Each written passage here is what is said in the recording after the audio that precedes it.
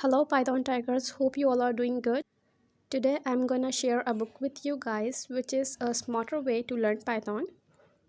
This book is very easy to understand, so please don't ignore this book. Download this. I'm giving its link in the description. It will be very helpful for you guys, especially for beginners. Do not just download this book, but make sure to read this whenever you get your free time. So now let me take you to the quick tour of this book. Mark Mears is the author of this book.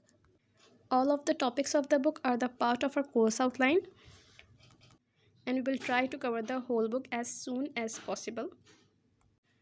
Okay, have a look here. We have already discussed variable for strings, variable for numbers, math expressions, legal, illegal variable names, and concatenating text strings, if statements, comparison operators, if, else, elif, all the statements come in. Okay, so we have completed 14 chapters in this book, and from the next class we will cover the next chapters, then next, and so on until we cover the whole book. As because we have already discussed the 14 chapters, so it is very easy for you guys to understand those 14 chapters. Just download it and start reading. It will be very helpful for you. Take lessons, read book, keep practicing.